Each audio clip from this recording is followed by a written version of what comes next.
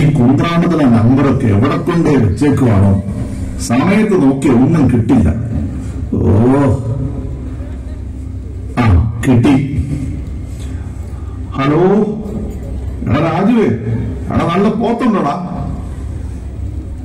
അയ്യോ, ആര്? അച്ഛനാ? അയ്യോ സോറി അച്ഛാ, മാറിപ്പോയതാ. ഓ, കണ്ണൊന്നും പിടിക്കുന്നില്ലച്ചോ.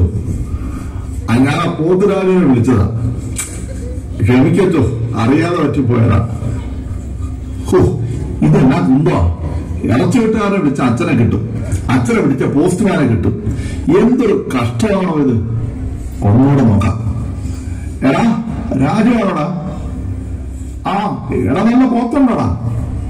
എന്നാ? ഓ, വിശേഷമോ? ആ തോമസ് കുട്ടിയും പിള്ളേരും ഒക്കെ ഇന്നെത്തും. 3-4 ദിവസം കൂടി വരുന്നതല്ലേ, ഒന്ന് ആഘോഷിച്ചേക്കാന്ന് കരുതിയടാ. എടാ നല്ല പോത്താണോടാ? ആ, എന്നാ ഒരു 4 കിലോ കൊടുത്തു വിട്ടാരെ. പൈസ ആണെങ്കിൽ കൊടുത്തു വിട്ടേക്കാം. എന്നാ ശരിടാ.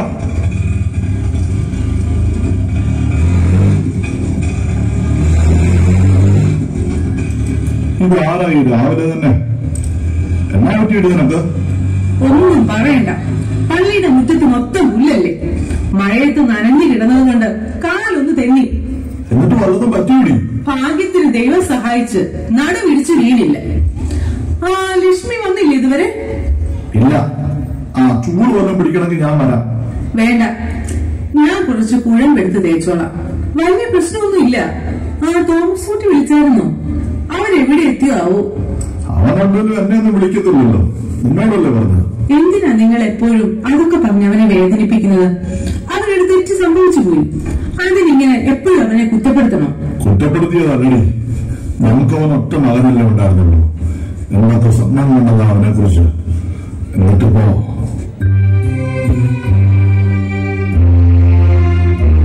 പുതിയ തലമുറയിലെ പിള്ളേരാകുമ്പോ എപ്പോഴും വീട്ടിൽ നിൽക്കാൻ പറ്റുമോ? നമുക്ക് എങ്ങനെയെങ്കിലും അങ്ങനെ ജീവിച്ചു പോകാതെ. എടി, നമ്മളിൽ ഒരാള് പോയാൽ പിന്നെ നീ അത് ചിന്തിച്ചു നോക്കിയിട്ടുണ്ടോ? മോനെ, തെക്കയിലെ കൊച്ചു വെറുതെയേട്ടൻ കഴിഞ്ഞ ആഴ്ച മരിച്ചപ്പോ കണ്ടത് 4 ദിവസം കഴിഞ്ഞ്. മക്കളൊക്കെ പുറത്താ.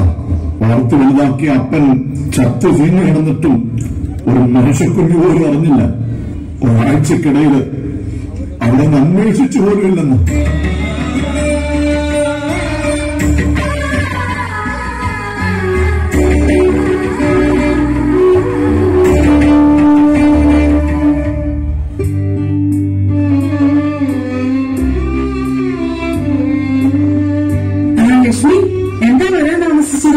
കൊച്ചിനെ കൊണ്ട് ആശുപത്രിയിൽ പോയതാ ചേച്ചി. എന്തു പറ്റി? പനി വല്ലതാണോ? ഇന്നലെ വീണ്ടും വീട്ടിൽ വന്നു ചേച്ചി. എന്റെ അയാളെ തള്ളുന്നത് കൊണ്ട് കൊച്ചിനെ അയാളെ പിടിച്ചു. അയാളങ്ങനെ ചവിട്ടി. കൊച്ചി തെറിച്ചുപോയി. എന്റെ കൊച്ചിന്റെ കൈകരി ഒടിഞ്ഞു പോയി ചേച്ചി.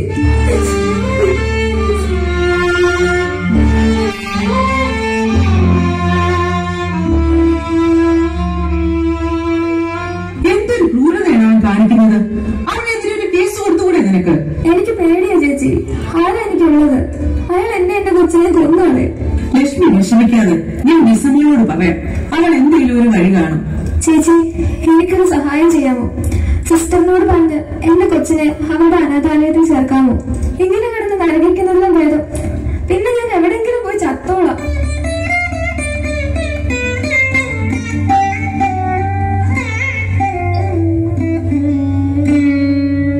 ലക്ഷ്മി ചെല്ല്, അത്യാവശ്യം പണിയൊക്കെ തീർത്തിട്ട് നേരത്തെ പൊക്കും. ബാക്കിയൊക്കെ ഞാൻ ചെയ്തോളാം. അവര് വരുന്നോട്ടാ കേട്ടോ.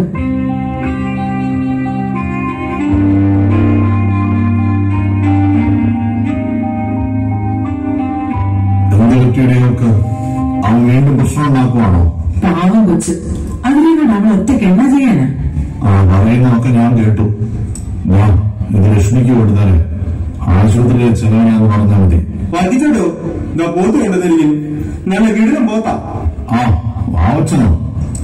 നീ മീൻ കച്ചവടം നിർത്തിയിട്ട് പോത്ത് കച്ചവടം തുടങ്ങിയോ? ഓ, ഞായറാഴ്ച മാത്രം പോത്ത്, ബാക്കി ദിവസം മീനാന്നേ. പോത്താണെങ്കിൽ പള്ളിപ്പോക്ക് മുടങ്ങത്തില്ല. ആ, പിന്നെ തോമസ് ചേട്ടനൊക്കെ എന്നാ വരുന്നത്? ഇന്ന് ഉച്ചയ്ക്കും പോലും പറഞ്ഞത്. എന്നാലും നിങ്ങൾ ഭാഗ്യമുള്ളവരാ. എന്താ ഒരു കുറവ്? തോമസ് ചെട്ടിയാരുടെ നല്ല ജോലി, ഒരു മകളാണ് കന്യാസ്ത്രീ. ജീവിതം ആഘോഷിക്കാൻ ഇനി എന്ത് വേണം? ഒരു കണക്കിന് പൈസ ഉണ്ടാകാതിരിക്കുന്നതാണോ നല്ലത്? എന്നൊക്കെ പറഞ്ഞാലും പൈസക്ക് പൈസ തന്നെ വേണം വർഗീച്ചേട്ടാ. നാളെ നല്ല മീൻ വല്ലതും ഉണ്ടെങ്കിൽ കൊണ്ടുവന്നേക്കണം. നല്ല ആലപ്പുഴ കരിമീൻ വരുന്നുണ്ട്, കൊണ്ടുവരട്ടെ? താൻ കൊണ്ടുപോടോ, പിള്ളേരൊക്കെ വരുന്നതല്ലേ, കുറച്ച് നല്ല മീനായിക്കോട്ടെ. എന്നാ പോയിട്ട് വരാം വർഗീച്ചേട്ടാ. ഇനി വീട്ടിൽ ചെന്നിട്ട് പിള്ളേർക്ക് കറി വെച്ച് കൊടുക്കണം. എന്റെ ഇറച്ചിക്കറി വീട്ടിൽ ഫേമസാ, പെമ്പർനോദിയും വലിയ ഇഷ്ടമാ. എന്നാ ശരി വർഗീച്ചേട്ടാ, തോമസ് കുട്ടിച്ചേട്ടൻ വരുമ്പോ അന്വേഷിച്ചു പറയണേ. അന്നമ്മേ, ഇടിയ വാക്കത്തിങ്ങെടുത്ത് ഞാൻ എന്റെ വാഴയില വെട്ടിക്കൊണ്ട് വരട്ടെ. ഉച്ചയ്ക്ക് നമുക്കൊരു സദ്യ കൊടുക്കാം. പിള്ളേർക്കൊക്കെ അതൊരു വലിയ സന്തോഷമായിരിക്കും. അവര് വാഴയിട്ടൊന്നും തിരിഞ്ഞെന്ന് എനിക്ക് തോന്നുന്നില്ല. അവിടെ വളർന്ന പിള്ളേരല്ലേ, നിങ്ങൾ വെറുതെ കഷ്ടപ്പെടാനായിട്ട്. ഇവിടെ പിള്ളേർക്ക് അത് ഇഷ്ടമില്ലെങ്കിലും അവനത് വലിയ ഇഷ്ടമാണ്. എനിക്കറിയാമല്ലേ, പണ്ട് ഉച്ചയ്ക്ക് സ്കൂളിൽ പോകുമ്പോ പൊതി കെട്ടിക്കൊണ്ടുപോകാൻ അവന് വലിയ സന്തോഷമാണ്. വൈകുന്നേരം തിരിച്ചു വന്ന് നീ പൊതിഞ്ഞ് കെട്ടിക്കൊടുത്ത ഇലപ്പൊതിച്ചോറിന്റെ അകത്തെ മുട്ടയുടെ മണത്തെ കുറിച്ചൊക്കെ പറയുന്നത് ഓർമ്മയുണ്ടോടി? എന്നാ നിങ്ങളെ ഒന്ന് വേഗം വെട്ടിക്കൊണ്ടതാ. പപ്പടം തിന്നു കേട്ടോ, അതും കൂടി കാണിച്ചോണ്ട് വരണേ. ആദ്യം ഞാൻ പോയി ഇല വെട്ടിയിട്ട് വരാം. നീയല്ലേ പിന്നെ ലക്ഷ്മിയെ നേരത്തെ വീട്ടിൽ വിട്ടേ. ഞാനിപ്പോ വരാം.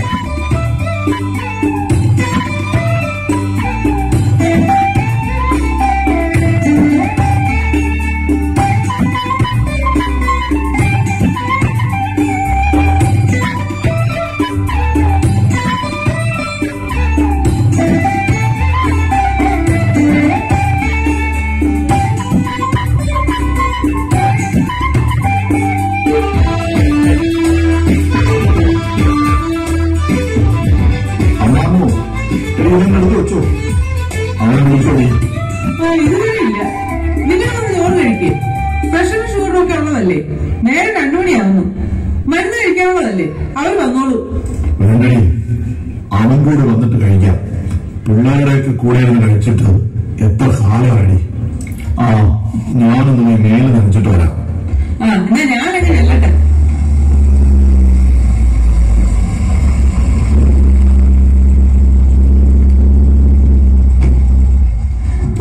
വന്നിട്ടുണ്ടെന്ന് തോന്നുന്നു. അവനാണോ? അവനാണോ തോന്നുന്നത്? നിങ്ങൾ മുഖം ഏൽപ്പിച്ച് നിൽക്കാതെ അവനോട് മിണ്ടണം കേട്ടോ. എല്ലാരെ കാണാൻ പൊടിയാവുന്നു.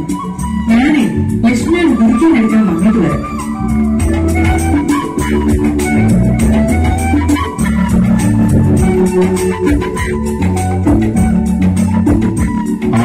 അമ്മ തിരുവനന്തപുരത്താണോ വന്നത്? അതെ, കുറച്ച് ലേറ്റായി. എടാ തോമസ് കുട്ടി, നീ വന്നോടാ. എടാ അവളും പിള്ളേരൊക്കെ എന്തിയടാ? അവൾക്കെന്തോ ലീവ് എടുക്കാൻ പറ്റിയില്ലാന്ന്. അവളില്ലാതെ പിള്ളേരെ വരില്ല.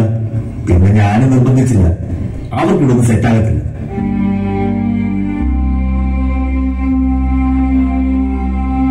എന്നാലും കഷ്ടമായി പോയി.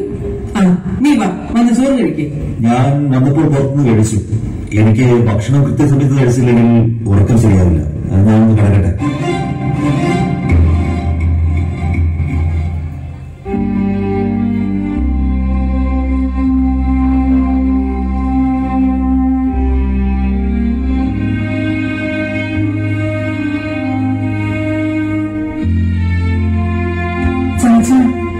അന്നോ വേണ്ട വെച്ചതൊന്നും തിരിച്ചെടുത്ത് വെക്കണ്ട. ഞാൻ കഴിക്കാൻ വരുമോ? നല്ല വിശപ്പുണ്ട് എനിക്ക്. അവനെന്നാ പറ്റി? അവനെന്താ ഇങ്ങനെ? മക്കൾ വലുതാകുമ്പോ അപ്പനമ്മമാർ അവരിൽ നിന്നൊന്നും പ്രതീക്ഷിക്കരുത്. അതാണടി പുതിയ ലോകത്തിന്റെ പാഠം. ബൈബിളിൽ ഒരു കഥ പറയുന്നുണ്ട്. വിളിച്ചവർ വരാതെ വന്നപ്പോ വിളിക്കപ്പെടാത്തവരെ കൂടെയിരുത്തി വിരുന്നു കൊടുത്ത ഒരു കഥ. അകത്ത് പോയി പാത്രം എടുത്തു വെക്ക്. 1 അല്ല 3. അവൻ വരുന്നില്ലെന്നല്ലേ പറഞ്ഞത്? പിന്നെ ആൾക്കാർ 3 വേണം. അവളെയും കൂടെ വിളിക്ക, ലക്ഷ്മിയെ. അല്ലെങ്കിൽ നമ്മൾ ഒറ്റയ്ക്കായി പോകാൻ നമ്മെ.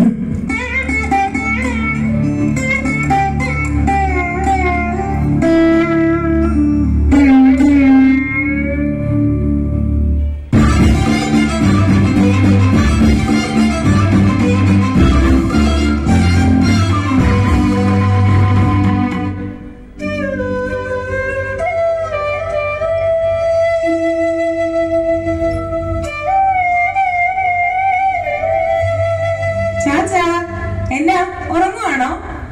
ആ മോളോ? ആ ജിസ്മി മോളെ, നീ എന്താ ഒന്നും പറയാതെ ഇങ്ങോട്ട്? എനിക്കെന്താ, എന്റെ വീട്ടിൽ വന്നൂടെ? കർത്താവിനെ കെട്ടിച്ചു കൊടുത്തെങ്കിലും ഇത് ഇപ്പോഴും എന്റെ വീട് തന്നെയാണ്. എവിടെ എന്റെ ചേട്ടൻ? നേരിട്ട് കണ്ടാലെങ്കിലും ഓർമ്മയുണ്ടായെന്ന് നോക്കട്ടെ. എവിടെ? അതൊന്നും പറയണ്ട മോളെ. അവരെല്ലാവരും കൂടി വരുമെന്ന് പറഞ്ഞ് ചാച്ചൻ ആഴ്ചകൾക്ക് മുമ്പേ തുടങ്ങി ഒരുക്കവ. വലിയ സന്തോഷമായിരുന്നു. പക്ഷെ അവൾ മാത്രമേ വന്നുള്ളൂ. വന്നതും എന്തൊക്കെയോ മാറ്റം. അവൾ പഴയതുപോലൊന്നും അല്ല മോളെ. ചാച്ചന് വലിയ വിഷമമായി. അതൊക്കെ നിങ്ങൾക്ക് തോന്നിയതായിരിക്കും. എവിടെ? ഞാൻ ചോദിക്കാമല്ലോ അവനോട്. അവൻ വന്നും അകത്ത് കയറി, പിന്നെ മുറി കഴിയിരുന്നു. പിന്നെ ഇപ്പൊ എങ്ങോട്ടും ഇറങ്ങിപ്പോയി. മോളെ, ശരിക്കും അങ്ങനത്തെ പ്രശ്നമുണ്ട്. എനിക്ക് തോന്നുന്നത് പണ്ടത്തെ പ്രശ്നം കാരണം ചിലപ്പോ നിങ്ങളെ ഫേസ് ചെയ്യാൻ ബുദ്ധിമുട്ടുണ്ടാവും. അങ്ങനെയല്ല മോളെ, എനിക്കെന്തോ പേടിയാകുന്നു. ആ മോള് വല്ലതും കഴിച്ചോ? ഓഹോ, ഇവിടെ അമ്മയുടെ കൈ കൊണ്ടുണ്ടാക്കിയത് കഴിക്കാൻ വേണ്ടിയാണ് മഠത്തിലെ ഫീസ്റ്റ് പോലും വേണ്ടാന്ന് വെച്ച് വന്നത്. നല്ല വിശപ്പ്. എന്നതാ അവളെ കഴിക്കാൻ? എല്ലാം ഉണ്ട് മോളെ. ഉണ്ടാക്കി വെച്ചതൊന്നും വാരി കഴിക്കാനില്ലാഞ്ഞിട്ട് ഞാൻ അത് ലക്ഷ്മിക്ക് എടുത്തു കൊടുത്തു. പാവം, അവളുടെ കൊച്ചിന്റെ കൈ അവൻ തല്ലി ഒഴിച്ചു. നിന്റെ ഓർഫനേജിൽ എങ്ങാനും ആ കൊച്ചിനെ നിർത്താൻ പറ്റുമോ എന്ന് ചോദിക്കാൻ പറഞ്ഞു. അതൊക്കെ നമുക്ക് പിന്നെ പറയാം. വേഗം എനിക്ക് ഫുഡ് എടുത്തേ. എന്നതാ സ്പെഷ്യല്? ആ നീ വാ, എല്ലാം തിന്നു തീർത്തിട്ട് നിന്നെ ഞാൻ വിടും.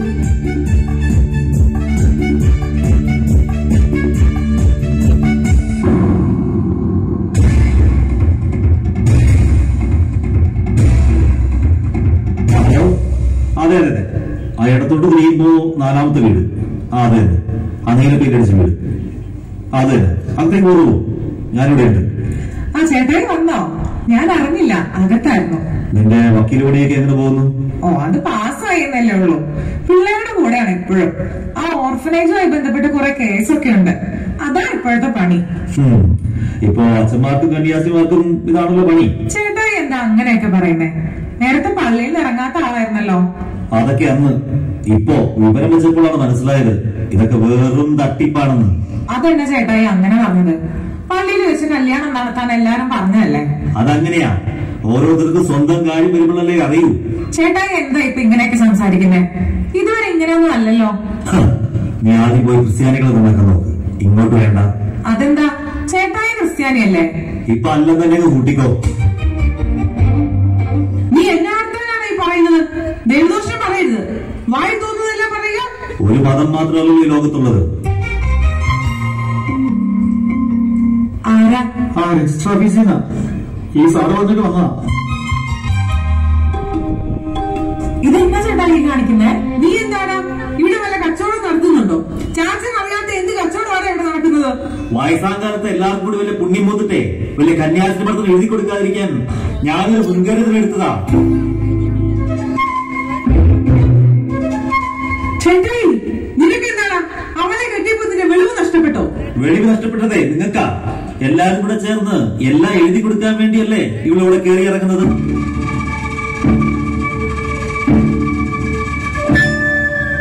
നിർത്തടാ നിന്റെ അഹങ്കാരം. ഇത് അവളുടെ കൂടെ വീടാ. ഇവിടെ അവൾ വരണോ വേണ്ടോ എന്ന് തീരുമാനിക്കുന്നത് നീയല്ല, ഞങ്ങളാ. ഇനി ഞാനിവിടെ വരുന്നതാണ് പ്രശ്നമെങ്കിൽ ഞാൻ പോകുക. ചാച്ചനും അമ്മയ്ക്കും എന്നെ കാണാൻ തോന്നുമ്പോ അങ്ങോട്ട് വന്നാൽ മതി. നീ എവിടെ പോവുക? അവിടെ നിൽക്കേ. എവിടെയോ കണ്ട പെണ്ണിനെയും കൂട്ടിക്കൊണ്ടുവന്ന് വീട്ടിൽ കയറിയപ്പോ ഞങ്ങൾ എതിർത്തു. അതിലെന്നതാണ് അവർ തെറ്റ്? ഊരും പേരും അറിയാത്ത അവള് നിന്റെ ജീവിതം മുടക്കുമെന്ന് അറിഞ്ഞിട്ട് തന്നെയാ അന്ന് ഞങ്ങൾ എതിർത്തത്. എന്നിട്ട് നീ എന്താ ചെയ്തത്? അവളെ തന്നെ രജിസ്റ്റർ മാരേജ് ചെയ്ത് അവളുടെ കൂടെ നാട് വിട്ടു. എന്നിട്ടെല്ലാം തീർന്നപ്പോ വന്നേക്കുക അപ്പന്റെ സ്വത്ത് എഴുതി വാങ്ങിക്കാൻ. വേണ്ട, ഇല്ല മോളെ, ഇനി ഇത് പറയാൻ എനിക്ക് പറ്റിയെന്ന് വരില്ല. കവലയിൽ ചെന്നപ്പോ എല്ലാം അറിഞ്ഞുകൊണ്ട് തന്നെ ഞാൻ വന്നത്. ഇവന്റെ ജോലിയും പോയി, എല്ലാം പോയി. ഇവനായിട്ട് ചവളും പിള്ളേരും പോയടി. എന്നിട്ട് സ്വത്ത് എഴുതി വാങ്ങിക്കാൻ വന്നിരിക്കുന്നു. ഞാൻ ഈ കേൾക്കുന്നതൊക്കെ സത്യമാണോ മോനെ? ചേട്ടായി, ഇതെന്താ ഞങ്ങളോട് പറയാതിരുന്നത്? അപ്പോ ഇത്രയും കാലം നീ ഞങ്ങളെ പറഞ്ഞു പറ്റിക്കായിരുന്നല്ലേ? എന്തിനാ മോനെ നീ ഞങ്ങളോടിങ്ങനെ? അവന് നമ്മളെ ഒന്നും വേണ്ടടി. അങ്ങനെ വേണമായിരുന്നെങ്കിൽ അവനൊരു വാക്കെങ്കിലും ഇത്രയും കാലത്തിനിടയ്ക്ക് നമ്മളോട് പറഞ്ഞേ.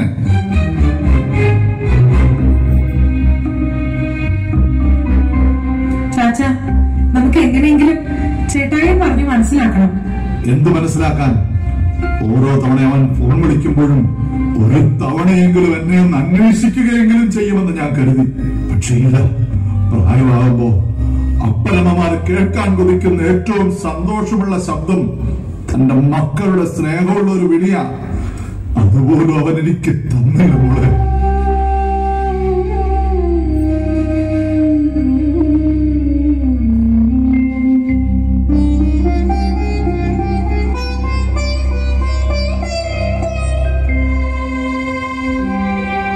ചേച്ചി, എന്താ ചേച്ചി?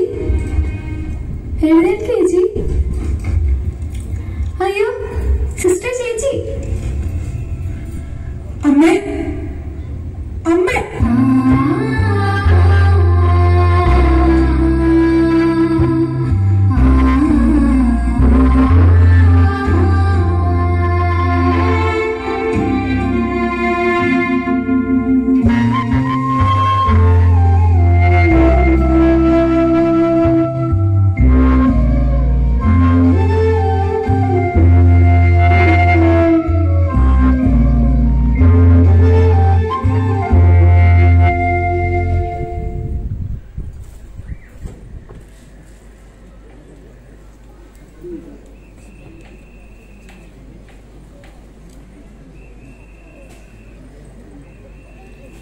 ചാച്ച, ഞാൻ നാളെ പോകുക. ചാച്ചൻ ഇവിടെ എങ്ങനെ തന്നെ നിൽക്കും? ചേട്ടായി ഇങ്ങനെ പെട്ടെന്ന് തിരിച്ചു പോകുന്നു ഞാൻ ഒരിക്കലും ഓർത്തില്ല. ലക്ഷ്മിയോടും കൊച്ചിനോടും ഇവിടെ വന്ന് താമസിക്കാൻ ഞാൻ പറഞ്ഞിട്ടുണ്ട്. മോളെ, ഞാനൊരു കാര്യം പറഞ്ഞ മോള് സമ്മതിക്കണം. എന്താ ചാച്ച? അവനും അവന്റെ കൊച്ചുങ്ങൾക്കും കൊടുക്കാൻ വേണ്ടി ഞാനും നിന്റെ അമ്മയും കൂടി ആരും അറിയാതെ ഒരു നിക്ഷേപം നടത്തി വെച്ചിട്ടുണ്ടായിരുന്നു. ഒരു 6 ഏക്കർ സ്ഥലം അങ്ങ് തൊടുപുഴയിലാ. ഇനിയിപ്പോ അതിന്റെ ആവശ്യമില്ല. അതിലൊരു 5 ഏക്കർ അത് നിന്റെ അനാഥമന്ദിരത്തിലെ പിള്ളേർക്ക് വേണ്ടി ഞാൻ എഴുതി വെച്ചു കഴിഞ്ഞു. ബാക്കി 1 ഏക്കർ അത് ഇത്രയും നാൾ ഞങ്ങളെ നോക്കിയ ലക്ഷ്മിക്കും അവന്റെ മകനും വേണ്ടി ഞാൻ മാറ്റി വെച്ചേക്കുക. ബാക്കിയൊക്കെ അവൻ എടുത്തോട്ടെ. ചാച്ച, ചാച്ചന്റെ ഈ വലിയ മനസ്സ് അത് ചേട്ടായിക്ക് കിട്ടാതെ പോയല്ലോ. സ്നേഹം അതുമാത്രം നമുക്ക് പിടിച്ചു വാങ്ങാൻ പറ്റില്ലല്ലോ മോളെ. ശരിയാ ചാച്ച, അത് കൊടുക്കാനേ നമുക്ക് പറ്റൂ. ഞാൻ സുപ്പീരിയർ അമ്മയോട് പറയാം. എന്റെ ഒരാഗ്രഹം കൂടി മോളെ സാധിച്ചു തരണം. എന്താ ചാച്ച? നിങ്ങളുടെ അനാഥ മന്ദിരത്തിൽ എനിക്കും കൂടി ഒരു മുറി തരുമോ മോളെ? അവളില്ലാതെ ഇവിടെ ഞാൻ ഒറ്റയ്ക്കായി പോയതുപോലെ.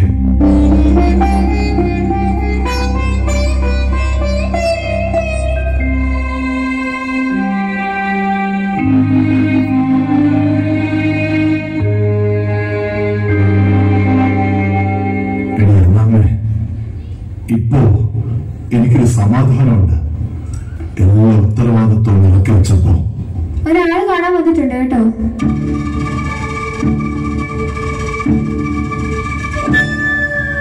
ആ, താനാണോ? എടോ, എവിടെയാ ഒപ്പിടേണ്ടത്? ബാക്കിയെല്ലാം താൻ ചെയ്താൽ മതി. ചെലവാകുന്ന എന്താന്ന് വെച്ചാ പറഞ്ഞാൽ മതി, ഞാൻ തന്നോളാം. ശരി വർഗീസ് ചേട്ടാ, പേപ്പറൊക്കെ ശരിയാക്കിയിട്ട് ഞാൻ അറിയിക്കാം. ചാച്ച, ചേട്ടായി വന്നിട്ടുണ്ട്. അവനോ? അവനെന്തിനാ? വാ ചേട്ടായി.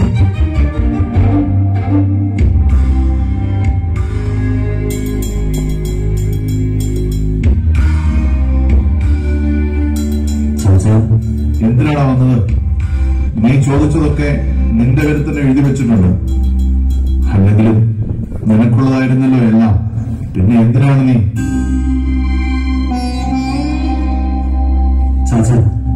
ചാച്ച എന്നോട് ക്ഷമിക്കണം. കടം വാങ്ങി മടുത്തപ്പോഴാണ് ഞാൻ ഇങ്ങനെയൊക്കെ ചിന്തിച്ചു പോയത്. അതന്ന് പറയാനുള്ള ധൈര്യം എനിക്കുണ്ടായിരുന്നില്ല. അപ്പൊ നീ തിരിച്ചു പോയില്ലേ ഇതുവരെ? ഇല്ല ചാച്ച, എനിക്കില്ല നിങ്ങൾ മാത്രമേ ഉള്ളൂ.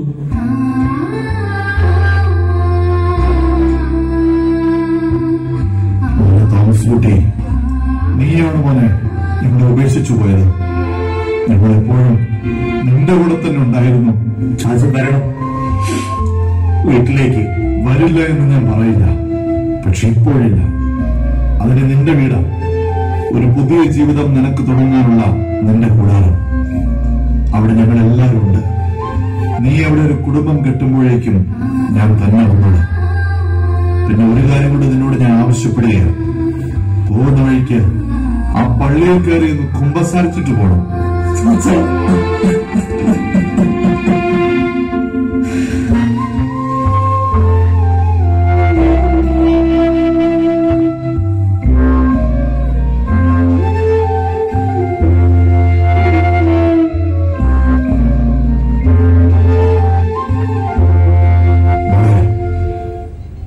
മടത്തിപ്പോകണമെന്ന് പറഞ്ഞ് വാശി പിടിച്ചു നിന്നപ്പോ ഞങ്ങളോർത്തു നിന്നെ ഞങ്ങൾക്ക് എന്നേക്കുമായി നഷ്ടപ്പെടുകയാണെന്ന്.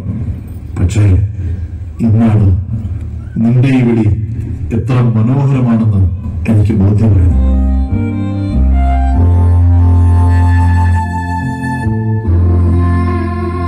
ഒരു സന്യാസിയുടെ മാതാപിതാക്കളാകുക എന്നാൽ അതൊരു ഭാഗ്യം തന്നെയാണ് മോളെ.